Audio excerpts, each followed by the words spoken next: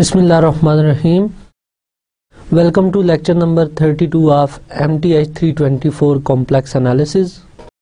आज के लेक्चर में हम रिव्यू और कुछ एप्लीकेशंस डिस्कस करेंगे कॉम्प्लेक्स एनालिसिस की।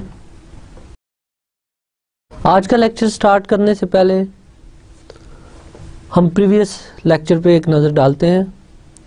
लास्ट लेक्चर में हमने sequence and series of complex valued functions को डिस्कस किया था। उसमें हमने बात की थी पॉइंट वाइज कन्वर्जेंस क्या होती है और यूनिफॉर्म कन्वर्जेंस क्या होती है। तो हमने देखा था कि अगर हम fn ऑफ z एक sequence of complex valued function लें तो ये सीक्वेंस कन्वर्ज करेगी किसी complex valued function f of z को pointwise if for epsilon greater than 0 there exist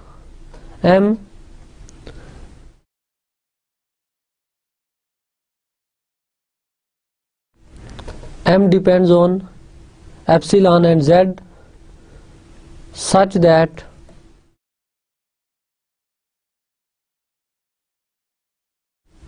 fn of z minus f of z modulus less than epsilon o for all n greater or equal to m, और z किसी reason d में हो। तो फिर हम कहते हैं कि ये complex sequence of functions fn of z converge करती है पॉइंट वाइज इन d। अब इस कन्वर्जेंस में अगर ये m ओनली डिपेंड करे एप्सिलॉन पे, that is independent of z हो जाए, तो फिर इस कन्वर्जेंस को यूनिफॉर्म कन्वर्जेंस कहते हैं। अब सीरीज ऑफ फंक्शन में हमने देखा था कि series of function uniformly converge करती है अगर उसका corresponding sequence of partial sum convergent हो। जो मोस्ट इंपॉर्टेंट टेस्ट हमने देखा था वो वेस्ट्रास एम टेस्ट था। इस टेस्ट की स्टेटमेंट कुछ यूं थी कि अगर summation K F K of Z एक सीरीज हो complex valued function F K of Z की, तो ये सीरीज यूनिफॉर्मली कन्वर्ज करेगी in some region D to a function F of Z. अगर हम पॉजिटिव नंबर्स की एक डोमिनेटेड सीरीज ऐसी फाइंड करें कि F K of Z modulus less or equal to M K O for K equal to 1 2 and so on. Further M K से जो numbers की सीरीज जनरेट हो रही है, अगर ये सीरीज कन्वर्जेंट हो तो इस केस में ये कॉम्प्लेक्स फंक्शंस की जो सीरीज है ये यूनिफॉर्मली कन्वर्जेंट होती है इन डी।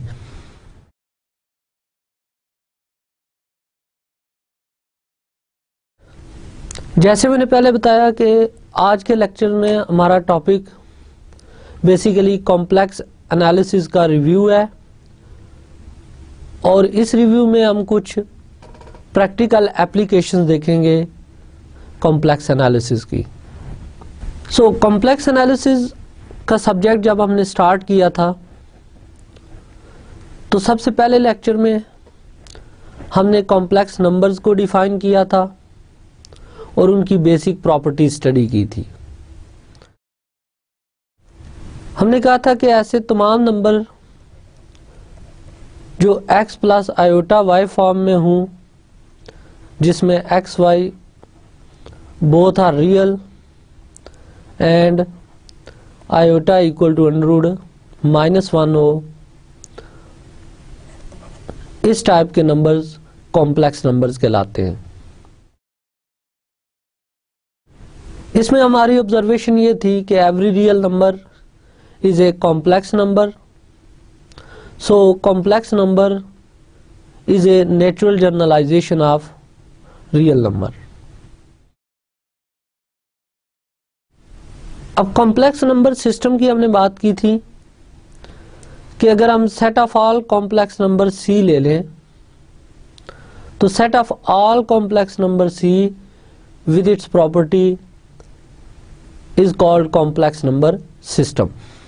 कॉम्प्लेक्स नंबर्स की एडिशन, सब्ट्रैक्शन, मल्टीप्लिकेशन, डिवीजन ये बिल्कुल वैसे ही डिफाइन होती हैं जैसे रियल नंबर की थी। जस्ट कॉम्प्लेक्स नंबर्स को ऐड करते वक्त आपने रियल पार्ट में रियल पार्ट ऐड करना है, इमेजिनरी पार्ट में imaginary part. Same case subtraction के साथ था, मल्टीप्लिकेशन और डिवीजन भी इसी तरह हमने कॉम्प्लेक्स नंबर्स में डिफाइन की थी कि जब Z1 को Z2 से डिवाइड करना है तो आपने पहले ये देखना है कि Z2 नॉन ज़ीरो होना चाहिए एंड देन डिवीजन की कंडीशन के मुताबिक हमने Z2 के कॉन्जुगेट से मल्टीप्लाई और डिवाइड किया था एंड देन मल्टीप्लिकेशन की डेफिनेशन से डिवीजन ऑफ कॉम्प्लेक्स नंबर की डेफिनेशन बनाई थी। इस स्टेज पे हमने जो इम्पॉर्टेंट पॉइंट नोट किया था कि ऑर्डरिंग प्रॉपर्टी जो रियल नंबर सिस्टम में होल्ड करती है वो कॉम्प्लेक्स नंबर सिस्टम में होल्ड नहीं करती। तो ये फर्स्ट डिफरेंस था जो हमने ऑब्जर्व किया था रियल नंबर सिस्टम और कॉम्प्लेक्स नंबर सिस्टम में। देन हमने कॉम्प्लेक्स नंबर की एक अल्टरनेटिव रिप्रेजेंटेशन देखी थी, z equal to r into cos theta plus iota sine theta. ये पोलर फॉर्म थी कॉम्प्लेक्स नंबर की। इसमें r की वैल्यू हम फाइंड करते थे under x square plus y square से और थीटा ये टेंजेंट इनवर्स y और x प्रिंसिपल आर्गुमेंट था और ऑल आर्गुमेंट्स के लिए हम इसमें 2k पाई ऐड कर लेते थे।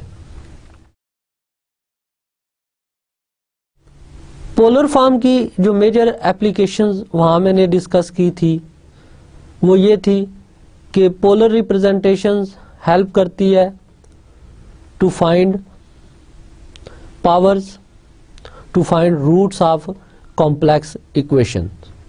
कॉम्प्लेक्स नंबर्स के ब्रीफ इंट्रोडक्शन के बाद हमने कॉम्प्लेक्स फंक्शंस डिफाइन किए थे। कॉम्प्लेक्स फंक्शंस हमने सेट ऑफ कॉम्प्लेक्स नंबर से सेट ऑफ रियल नंबर्स पे भी डिफाइन किए थे और सेट ऑफ कॉम्प्लेक्स नंबर से सेट ऑफ कॉम्प्लेक्स नंबर्स पे भी डिफाइन किए थे। इसमें फर्दर आइडिया जो था वो ये था कि वन वैल्यूड फंक्शन और मल्टी वैल्यूड फंक्शंस का। तो वन वैल्यूड और सिंगल वैल्यूड फंक्शंस जो इस कंडीशंस को सेटिस्फाई करें कि f of z1 equal to f of z2 implies z1 equal to z2। और फिर हमने देखा था कि ऐसे फंक्शंस एग्जिस्ट करते हैं जो वन वैल्यूड नहीं होते, मल्टीपल वैल्यूड होते हैं, उनको हमने मल्टीपल वैल्यूड फंक्शंस कहा था, जिसकी एग्जांपल्स हमारे पास f of z z power 1/3 है, जिसमें आप देख सकते हैं कि ये 3 वैल्यूड फंक्शन है। अब कॉम्प्लेक्स फंक्शंस के बाद हमने लिमिट का आइडिया स्टडी किया था कि limit in real and limit in complex, इन दोनों का डिफरेंस क्या है। तो हमने देखा था कि अगर कॉम्प्लेक्स में हम limit z tend to z0 f of z लेते हैं से l के इक्वल, तो इसके मीनिंग्स ये हैं कि f of z minus l modulus less than epsilon होना चाहिए when ever z minus z0 modulus is less then delta and greater than 0। हमने देखा था कि लिमिट इन रियल और लिमिट इन कॉम्प्लेक्स का मेजर डिफरेंस ये है कि जब भी आप रियल में लिमिट लेते हैं किसी पॉइंट पे तो आपने लेफ्ट हैंड लिमिट फाइंड करनी है, राइट हैंड लिमिट फाइंड करनी है। अगर ये दोनों लिमिट एग्जिस्ट करें और इनकी वैल्यू सेम हो तो फंक्शन की लिमिट x नॉट पॉइंट पे एग्जिस्ट करेगी। बट कॉम्प्लेक्स केस में ऐसा नहीं था। कॉम्प्लेक्स केस में किसी भी पॉइंट z नॉट पे आपने लिमिट फाइंड करनी है तो इन्फिनिट मेनी डायरेक्शन से इस पॉइंट को अप्रोच करेंगे।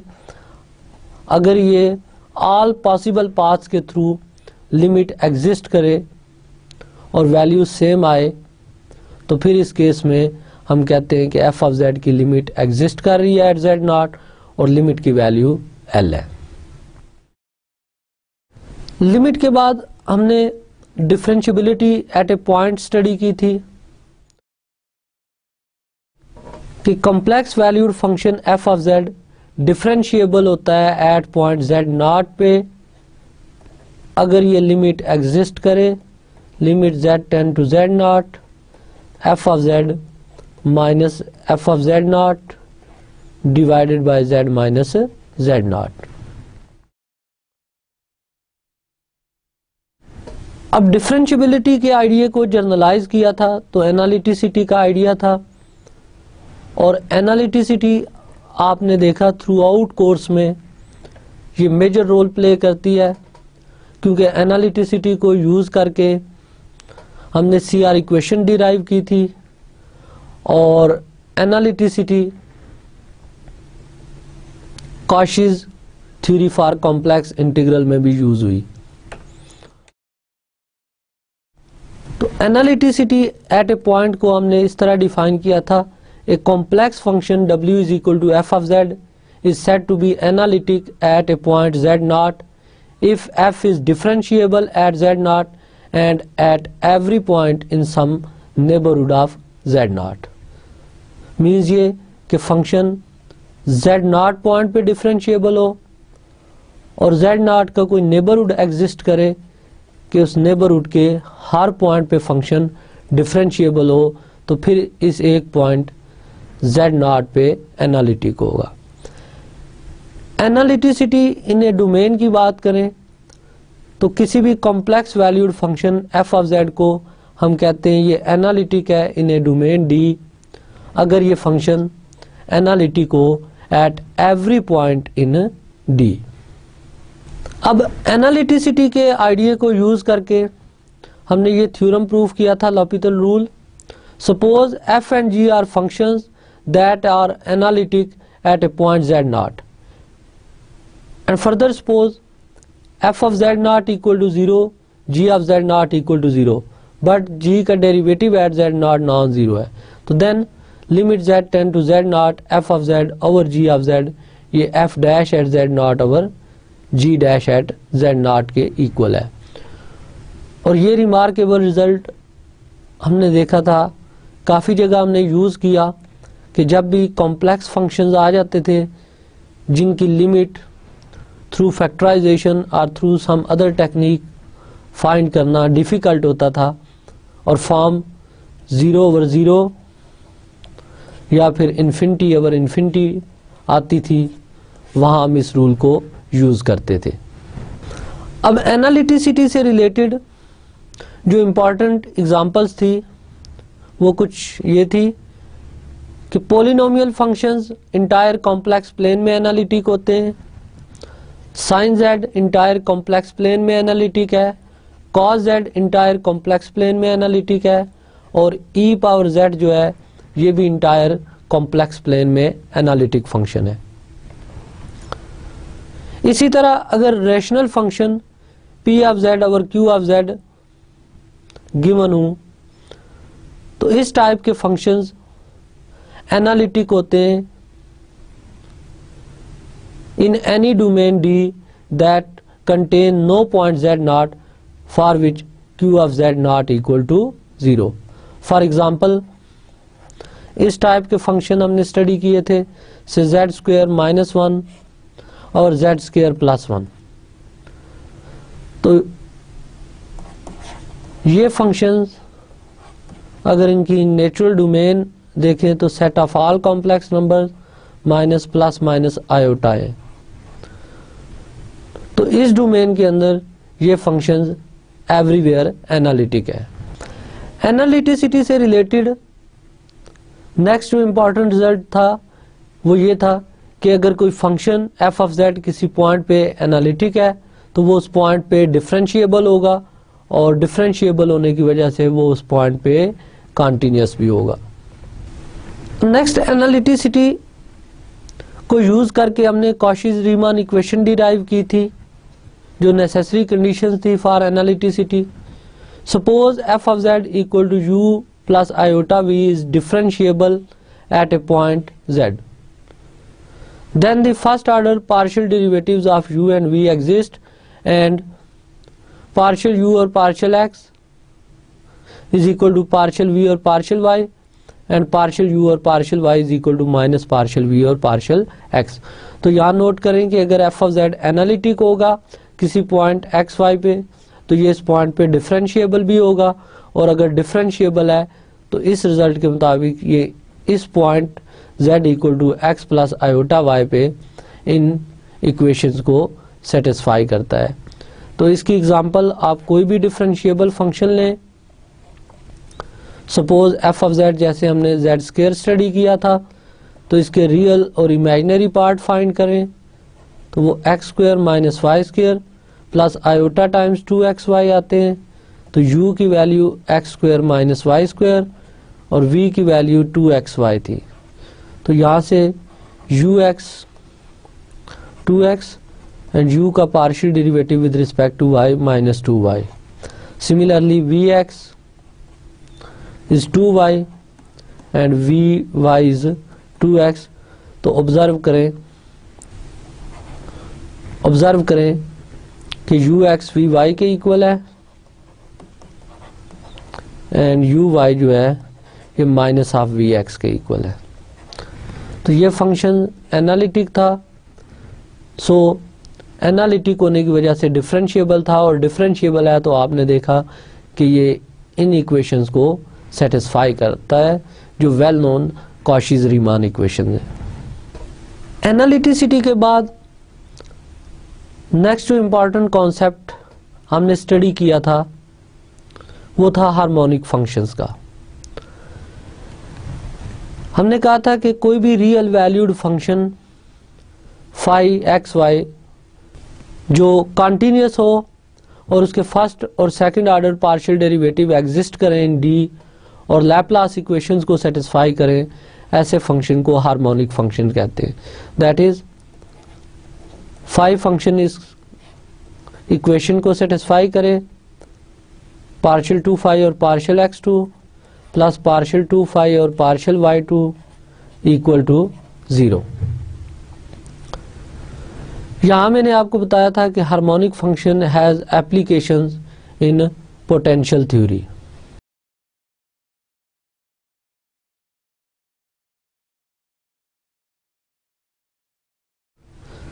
इस लेक्चर में हमने ये भी स्टडी किया था कि अगर f of z u plus iota v analytic हो तो u भी हार्मोनिक फंक्शन होता है और v भी हार्मोनिक है, यानी एनालिटिक फंक्शन के रियल और इमेजिनरी पार्ट्स हार्मोनिक फंक्शंस होते हैं। इसका कन्वर्स हमने देखा था कि अगर आपको गिवन हो u हार्मोनिक है तो क्या हम एक v फाइंड कर सकते हैं such that f of z is equal to u plus iota v analytic हो जाए।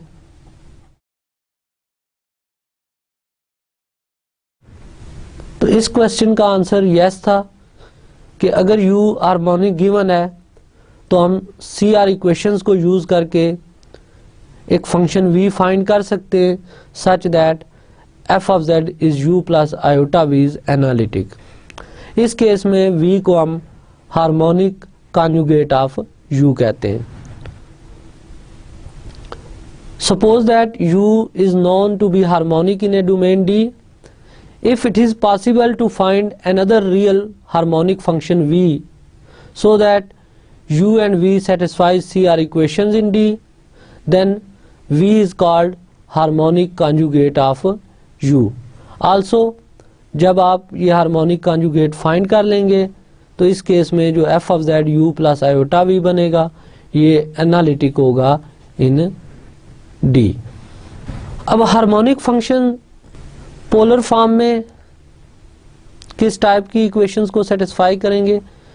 Suppose u is some function of r theta और u इस इक्वेशन को सेटिस्फाई कर रहा है R square partial two U और partial R two plus R partial U और partial R plus partial two U और partial theta square equal to 0। ये बेसिकली लैपलास इक्वेशन है पोलर फॉर्म में। तो अगर u इस लैपलास इक्वेशन को सेटिस्फाई करता है तो फिर u एक हार्मोनिक फंक्शन बन जाता है। और इस केस में भी हमने स्टडी किया था कि अगर u हार्मोनिक गिवन हो तो हम एक function v r theta find कर सकते हैं जो इस u का हार्मोनिक कॉन्जुगेट होगा और f of z which is u of r theta plus iota v of r theta, ये फंक्शन एनालिटिक होता है इन गिवन डोमेन D।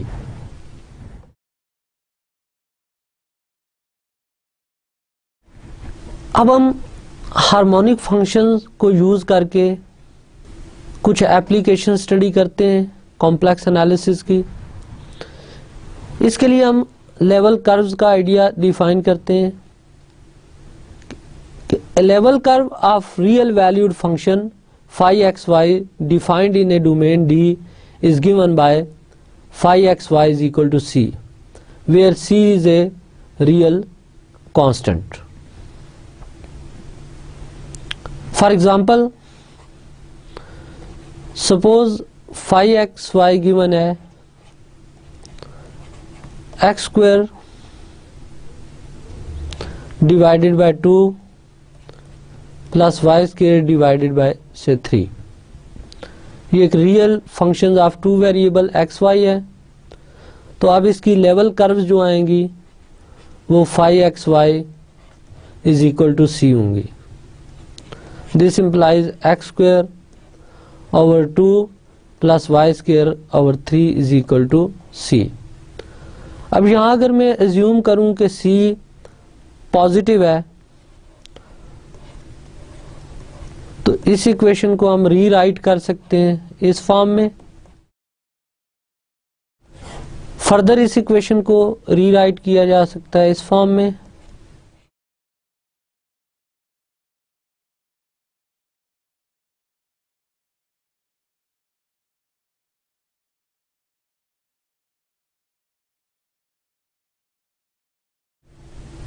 अब नोट करें कि ये एक एलिप्स की इक्वेशन है centered at origin।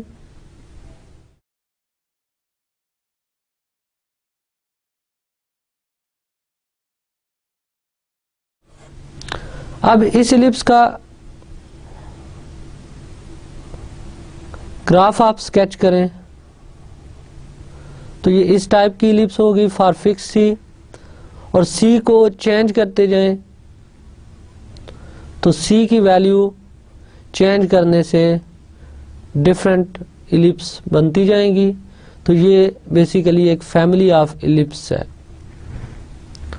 इसी तरह आप नोट करें कि अगर हम फाई एक्स वाई से X square plus Y square ले लें और अब फाई एक्स वाई की लेवल कर्व्स फाइंड करें तो ये X square plus Y square is equal to some constant C होगा।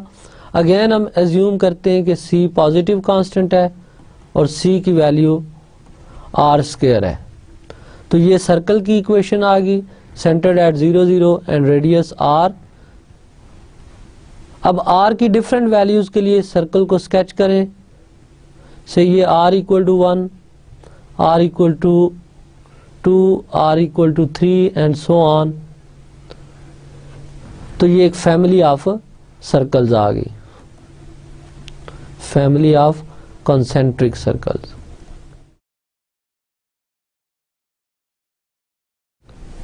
तो इस तरह आपको कोई भी फंक्शन ऑफ टू वेरिएबल दिया जाए तो आप उसकी लेवल कर्व्स डिफाइन कर सकते हैं।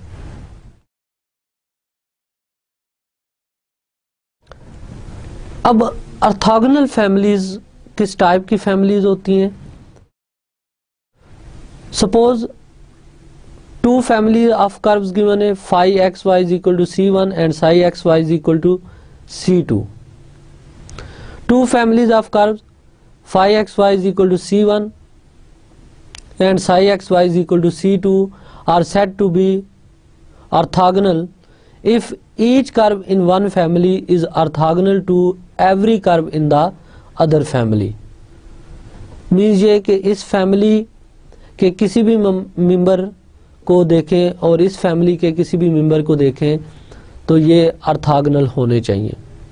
जैसे आप देख सकते हैं कि अगर मैं x square plus y square is equal to r square एक फैमिली ऑफ सर्कल्स लूँ और y is equal to m x एक फैमिली ऑफ स्ट्रेट लाइन लूँ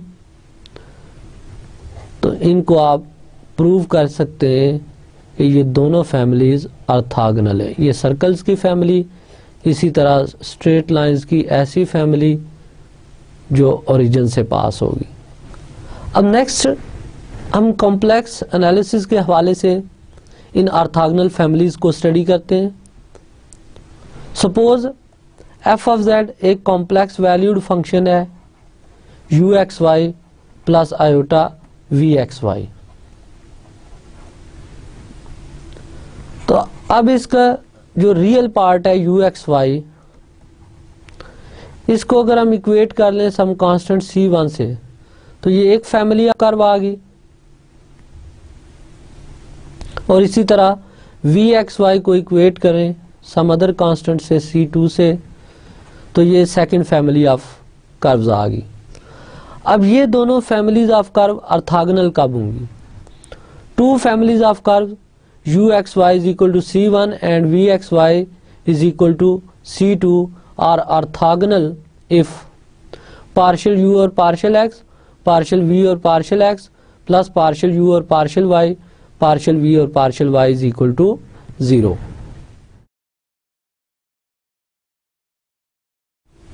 For example, show that the level curves of uxy is equal to x square minus y square and vxy is equal to 2xy are orthogonal.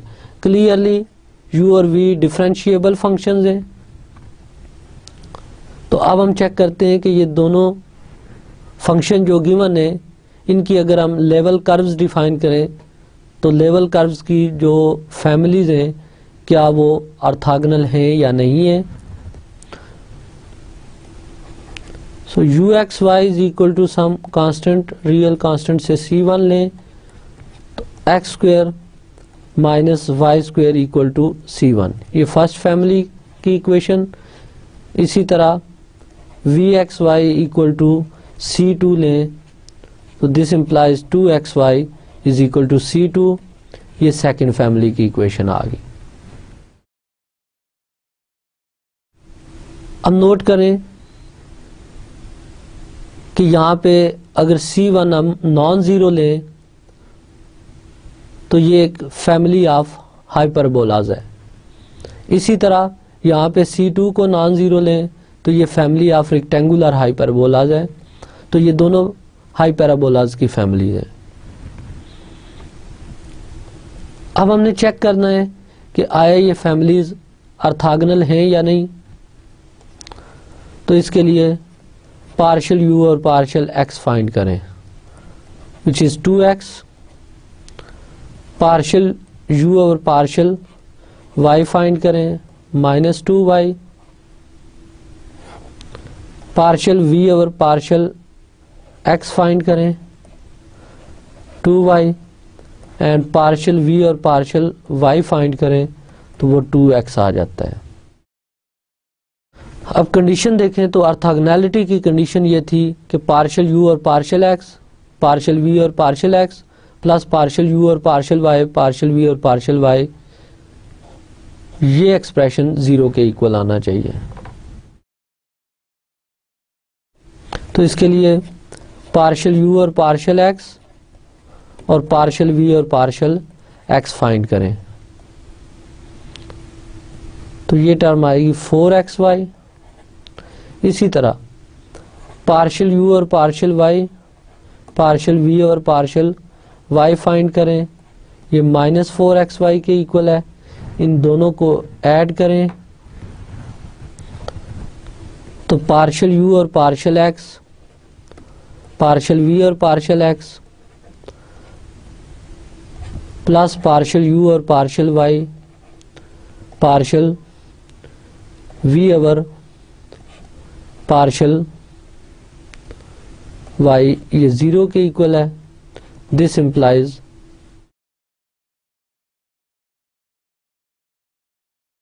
families of level curves are orthogonal।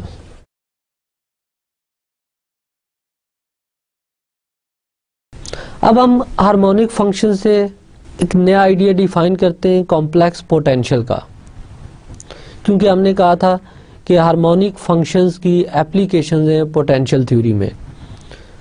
तो complex potential की definition होती है, if a potential function phi x Y is harmonic, ये given है phi is harmonic in some domain D, then there exist a conjugate function psi x y defined in D such that omega of z, which is phi xy plus iota psi xy, is analytic in D। तो ये complex potential function हमने देखा जो इस form में construct किया जाए, ये एनालिटिक फंक्शन होता है इन D।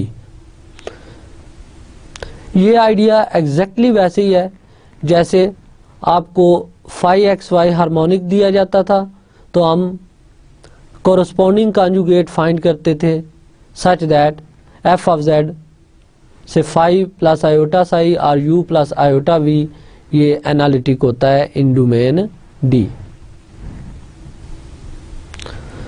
अब इस कॉम्प्लेक्स पोटेंशियल की एप्लीकेशंस आप फाइंड कर सकते हैं हीट फ्लो प्रॉब्लम में, जहां फ्लो 2 डायमेंशनल हो, स्ट्रीम लाइंस फ्लो में, फ्लूइड मैकेनिक्स में, इनकी हम एप्लीकेशंस देख सकते हैं। वहाँ पे अगर हम देखें हीट फ्लो प्रॉब्लम्स को तो न्यूटन लॉ ऑफ कूलिंग ये है कि हीट फ्लो करती है from hot body to cold body.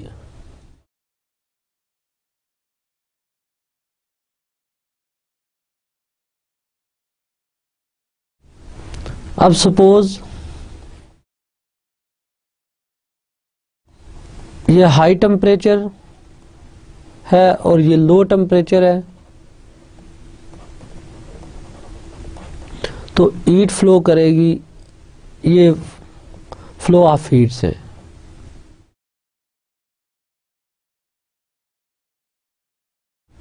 ये line of flow of heat से। तो यहां पे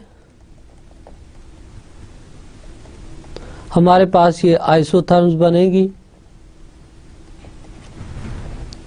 तो ये प्रॉब्लम स्टडी किया जाता है यूजिंग कॉम्प्लेक्स पोटेंशियल।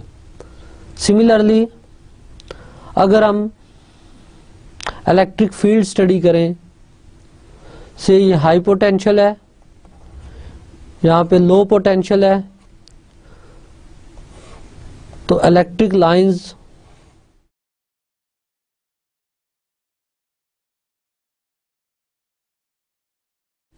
अब फोर्सेस की डायरेक्शन ये होगी। तो ये लेवल कर्व्स हैं, say phi x Y is equal to C1, और इसी तरह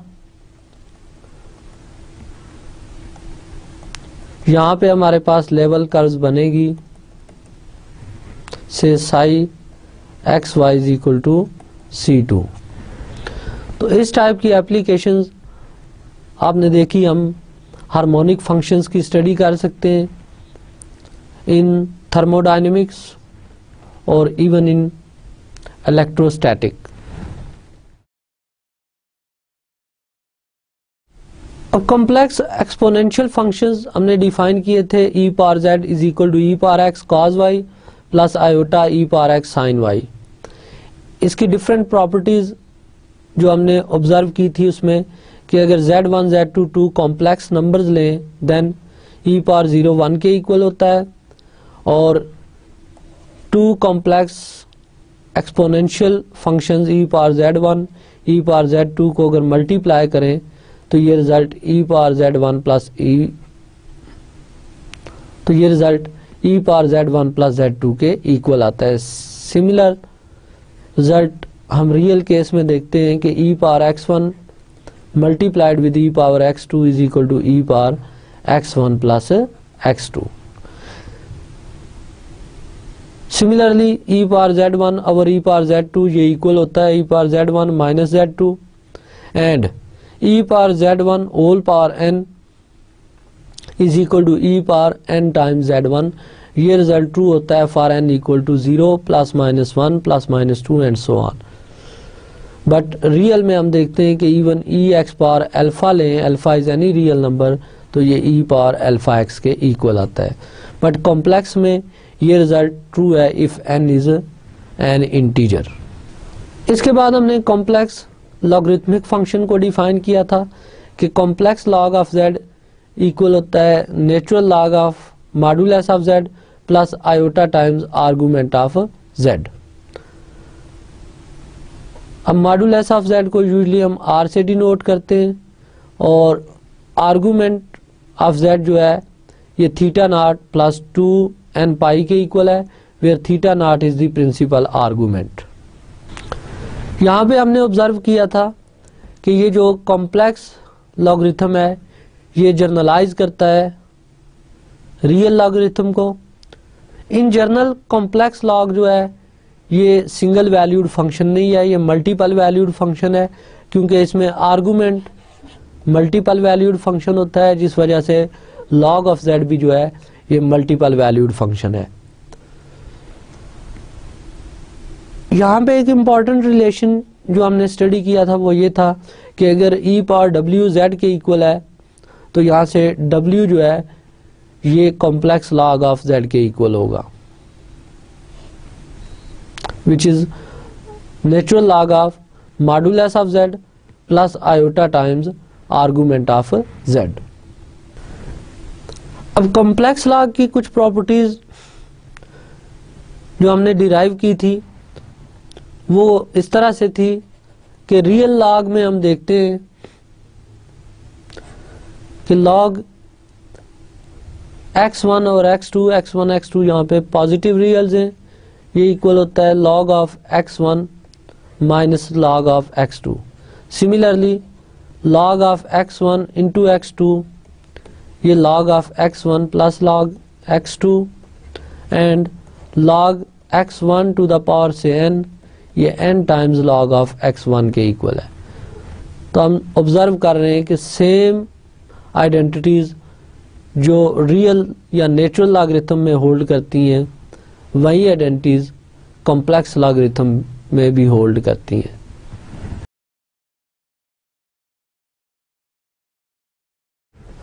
कॉम्प्लेक्स लॉग को यूज करते हुए हमने कॉम्प्लेक्स पावर्स डिफाइन की थी कि अगर अल्फा एक कॉम्प्लेक्स नंबर हो और z नॉन जीरो नंबर हो तो z पावर अल्फा की डेफिनेशन थी e power alpha complex log of z। In general क्योंकि complex log of z infinite valued function है, so z power alpha is infinite valued function. अब अगर alpha एक integer हो तो फिर z पावर n को हम सिंप्लीफाइड फॉर्म में इस तरह लिख सकते हैं e power n complex log of z, और फर्दर इसको कॉम्प्लेक्स लॉग ऑफ z की डेफिनेशन यूज करके सिंप्लीफाई किया जाए तो ये फॉर्म जनरेट होती है।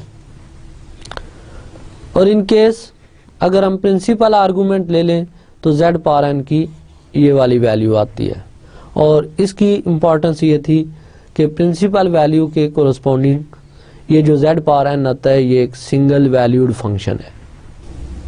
नेक्स्ट हमने कॉम्प्लेक्स हाइपरबोलिक साइन और कोसाइन फंक्शंस डिफाइन किए और इनको यूज करके रिमेनिंग हाइपरबोलिक फंक्शंस डिफाइन किए थे। तो साइन हाइपरबोलिक z की डेफिनेशन थी e power z minus e power minus z divided by 2।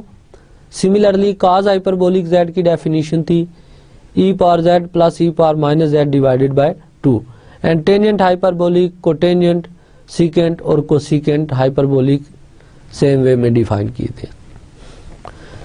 यहाँ पे हमने डिफरेंट ट्रिग्नोमेट्रिक आइडेंटिटीज जनरलाइज की थी, रियल से कॉम्प्लेक्स केस में, और ट्रिग्नोमेट्रिक और हाइपरबोलिक इक्वेशंस भी सॉल्व की थी using the properties of complex trigonometric and complex hyperbolic functions.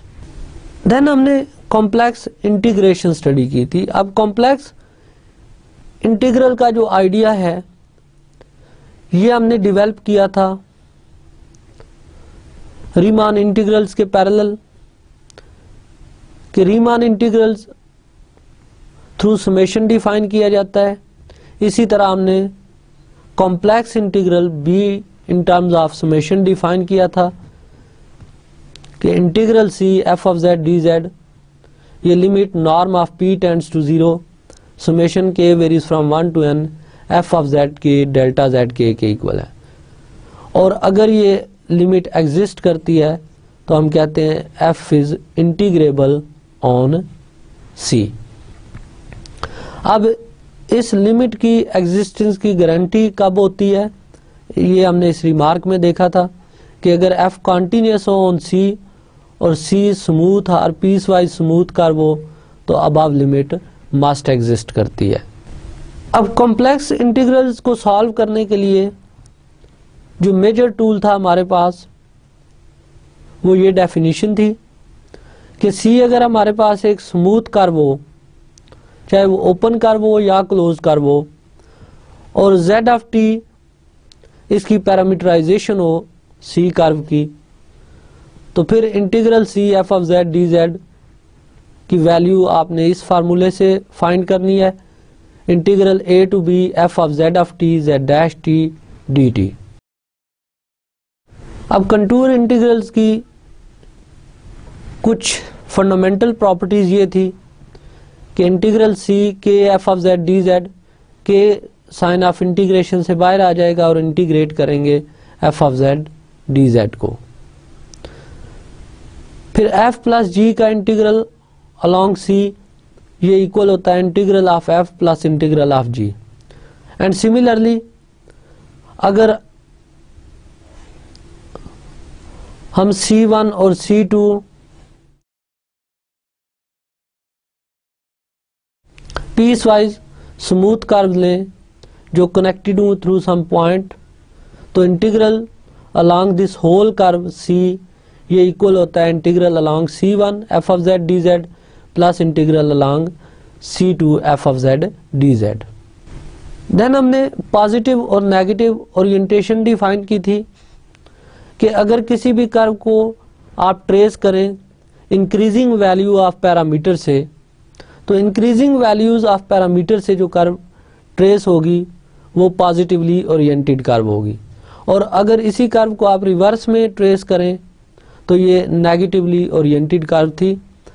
तो सपोज सी कोई कर्व है एंड नेगेटिव सी इसकी इनवर्स कर्व है, तो integral C F of Z D Z ये इक्वल होता है negative of integral along minus C F of Z D z के। अब इसके बाद हमने कॉम्प्लेक्स इंटीग्रेशंस की फर्दर प्रॉपर्टी स्टडी की थी काशीज थ्योरी में। अब काशीज थ्योरी जो थी वो डील करती थी कॉम्प्लेक्स इंटीग्रल्स को जिसमें सी जो है वो सिंपल क्लोज्ड कर्व हो। इसमें सबसे जो बेसिक थ्योरम था वो काशीज थ्योरम था, जिसके लिए हमने डी एक सिंपली कनेक्टेड डोमेन ली थी। एंड रिकॉल के किसी भी डोमेन को हम सिंपली कनेक्टेड कहते थे अगर उस डोमेन में कोई होल ना हो, और अगर डोमेन में एक सिंगल होल आ जाए तो वो डबली कनेक्टेड डोमेन थी एंड इसी तरह अगर n-1 होल्स थी किसी डोमेन में तो वो nply कनेक्टेड डोमेन्स थी। तो D यहाँ पे एक सिंपली कनेक्टेड डोमेन है एंड C कोई भी क्लोज्ड कर्व है इन D। अब अगर F एनालिटिक हो on and with in C, further F के डेरिवेटिव कंटिन्यूअस हूं, तो फिर काशी ने प्रूव किया था कि integral C f of z dz की वैल्यू 0 होती है। अब इस काशी थ्योरम को जर्नलाइज किया था गुरसा ने और ये नेक्स्ट थ्योरम स्टेट किया था काशी गुरसा थ्योरम। काशी गुरसा थ्योरम में हमने डेरिवेटिव की कंटिन्यूटी वाली जो कंडीशंस थी इसको रिमूव किया था, तो ये थ्योरम बना था काशी गुरसा थ्योरम। तो इसकी स्टेटमेंट में D हमारे पास एक सिंपली कनेक्टेड डोमेन है, C एक क्लोज्ड कर्व है इन D। अब अगर F एनालिटिक है on and with in C, तो फिर integral C f of z dz की वैल्यू 0 होती है।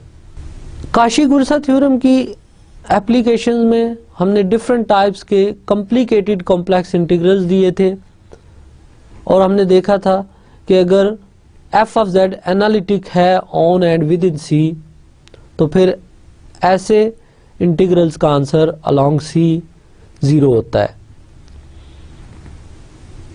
जहां पे हमने इस थ्योरम के कन्वर्स की बात की थी कि काशी गुरसा थ्योरम का कन्वर्स इन जनरल ट्रू नहीं है। काउंटर एग्जांपल वहां पे मैंने दी थी कि इंटीग्रल C 1/z² dz, और C अगर हम यूनिट सर्कल ले लें तो इस इंटीग्रल का answer along this unit circle ये 0 है। बट ये फंक्शन f ऑफ z जो 1/z² है ये एनालिटिक नहीं है at z equal to 0। So ये कंडीशन जो है integral C f of z dz equal to 0 ये गारंटी नहीं दे सकती कि f ऑफ z एनालिटिक होगा।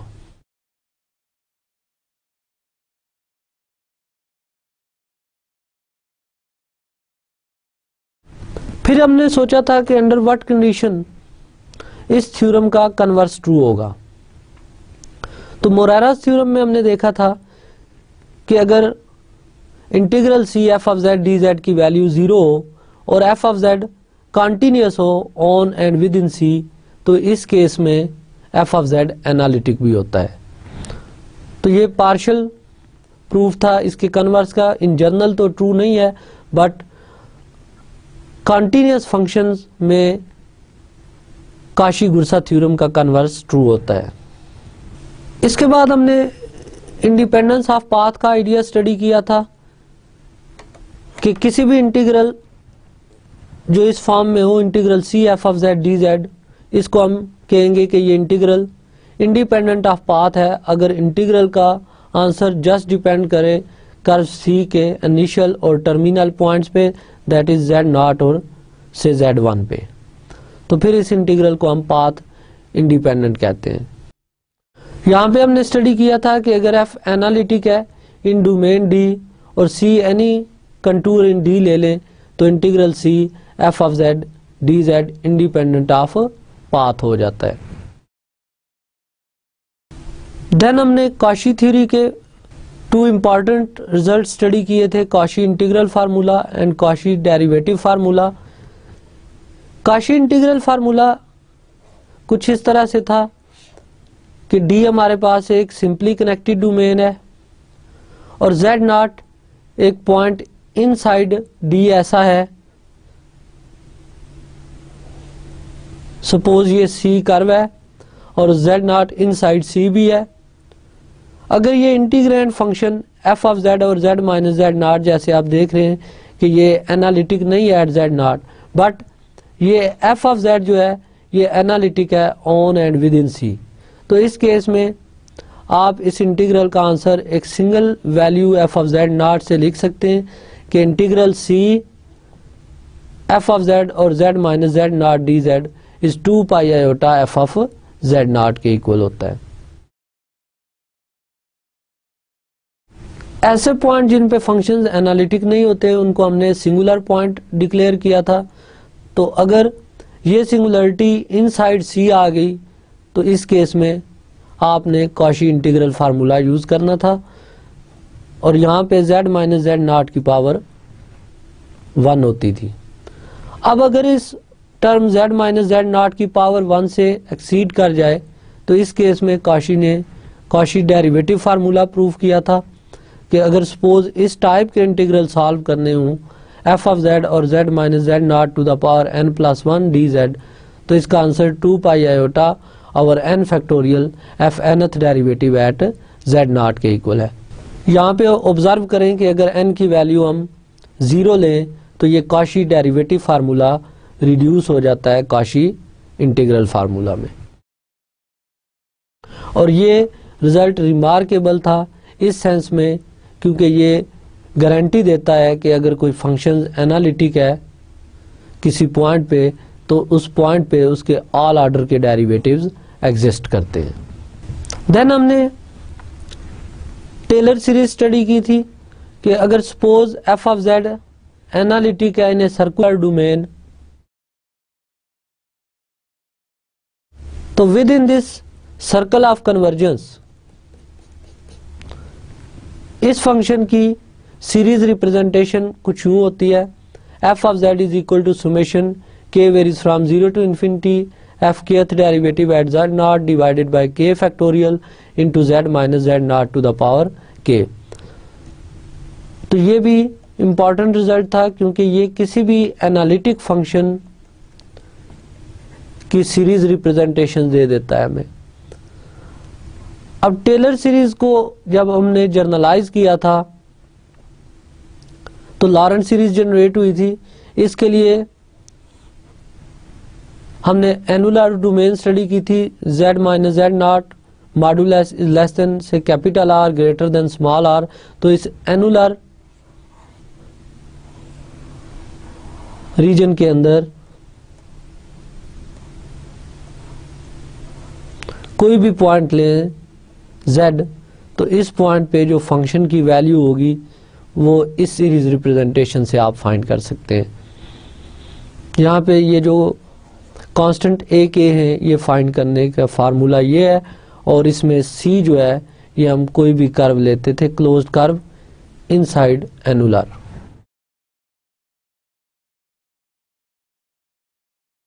इसके बाद हमने जीरोज ऑफ ए फंक्शन को डिफाइन किया था कि सपोज f हमारे पास एक फंक्शन है तो z equal to z0 point को हम इस फंक्शन का जीरो कहते हैं if f of z0 equal to 0 हो। अब अगर f ऑफ z0 0 हो but f dash at z0 non zero तो z0 को हम सिंपल जीरो कहते हैं। और फर्दर अगर f ऑफ z0 0 है f dash z0 0 and so on f n minus 1th derivative at z0 भी 0 but nth derivative at z0 non zero तो इस केस में z0 जो है ये जीरो ऑफ ऑर्डर n बन जाता है। अब जीरोज को हमने करेक्टराइज किया था एक थ्योरम में, वो कुछ यूं था कि suppose f has a zero of order n at z0 then f of z को हम एक्सप्रेस कर सकते हैं z minus z0 to the power n into phi of z में, where phi of z analytic होता है eight z0 and phi eight z0 की value non zero होती है। और इसका कन्वर्स भी ट्रू है, यानी जब भी किसी फंक्शन की ये रिप्रेजेंटेशन गिवन हो विद फाई इन दो कंडीशंस को सेटिस्फाई करे तो ऐसे फंक्शंस का जीरो एग्जिस्ट करता है z0 पे और इस जीरो का ऑर्डर n होता है। देन हमने सिंगुलरिटीज को डिफाइन किया था कि सिंगुलरिटी ऐसा पॉइंट होता है जिस पॉइंट पे फंक्शन एनालिटिक ना हो। सिंगुलरिटीज को हमने फर्दर जब क्लासिफाई किया था तो सिंगुलरिटी टू टाइप्स की होती हैं, आइसोलेटेड और नॉन आइसोलेटेड। अब आइसोलेटेड सिंगुलरिटी की फर्दर 3 टाइप्स हमने डिफाइन की थी, जिसमें रिमूवेबल, एसेंशियल और पोल्स। ये 3 टाइप्स थी आइसोलेटेड सिंगुलरिटीज की। इसमें जो इम्पॉर्टेंट टाइप्स थी वो पोल थी। अब पोल्स हमने इस तरह डिफाइन किए थे कि अगर फंक्शंस की लॉरेंट सीरीज एक्सपेंशन लें तो लॉरेंट सीरीज एक्सपेंशन में 2 पार्ट्स होते हैं। जैसे आप जानते हैं कि फर्स्ट पार्ट ये एनालिटिक पार्ट है और सेकंड पार्ट जिसमें सिंगुलरिटी आती है एट जेड नॉट, वो प्रिंसिपल पार्ट है।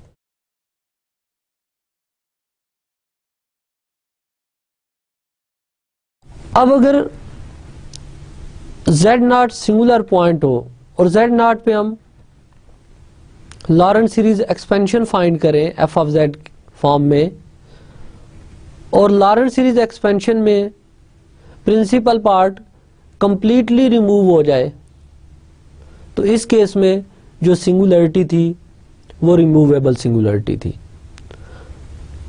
इसी तरह अगर प्रिंसिपल पार्ट में फाइनाइट नंबर ऑफ टर्म्स आ जाए, से n आ जाए, तो इस केस में जो आइसोलेटेड सिंगुलरिटी थी वो पोल बन जाती है जिसका ऑर्डर n होता है। और अगर प्रिंसिपल पार्ट में इनफाइनाइट नंबर ऑफ टर्म्स आ जाएं तो सिंगुलरिटी एसेंशियल बनेगी। अब पोल्स की जो कैरेक्टराइजेशन थी वो इस थ्योरम में हमने की थी कि if f of z has a pole of order n at z nought, then f of z को हम एक्सप्रेस कर सकते हैं इस फॉर्म में, और इस रिप्रेजेंटेशन में जो फाई ऑफ जेड है ये analytic at z nought and phi at z nought की वैल्यू नॉन जीरो है। इसके बाद most important concept Cauchy theory का जो था वो रेजिड्यू का था, कि अगर एफ ऑफ जेड की आइसोलेटेड सिंगुलरिटी हो एट पॉइंट जेड नॉट, तो इस पॉइंट पे हम लॉरेंट सीरीज एक्सपेंशन फाइंड कर सकते हैं, और इस पॉइंट के अबाउट जो लॉरेंट सीरीज एक्सपेंशन आएगी वो इस फॉर्म में आएगी। ये एनालिटिक पार्ट हो गया और ये उसका प्रिंसिपल पार्ट है।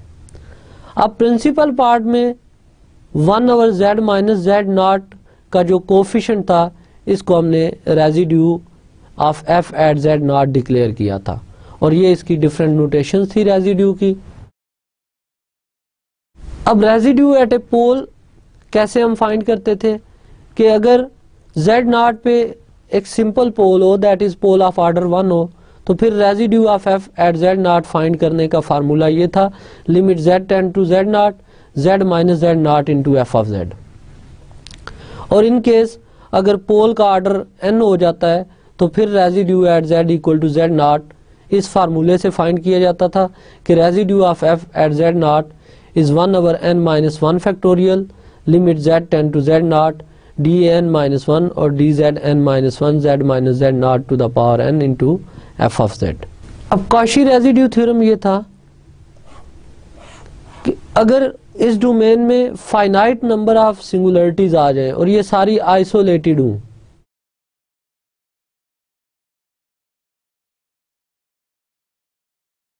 और सपोज सी एक क्लोज्ड कर्व है जो इन ऑल सिंगुलरिटीज को कंटेन कर रही है, तो इस केस में एफ ऑफ जेड का इंटीग्रल अलोंग सी फाइंड करना हो तो ये 2 pi iota into sum of residues of f at these poles होगा।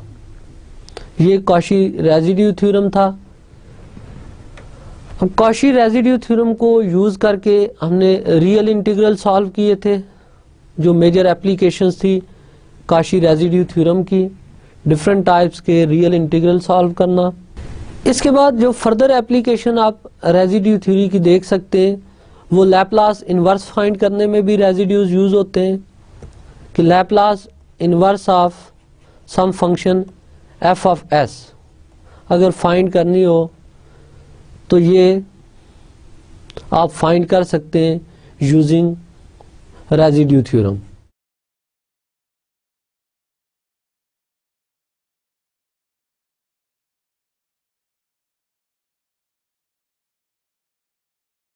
अब इसकी further application means Laplace inverse find करना या फोरियर ट्रांसफॉर्म डिफाइन करते हैं हम using the idea of complex integration.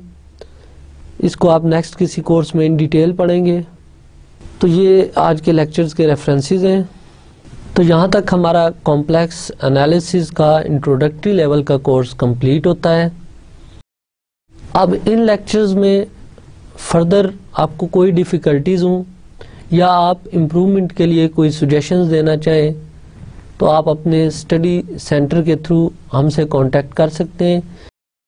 Thank you.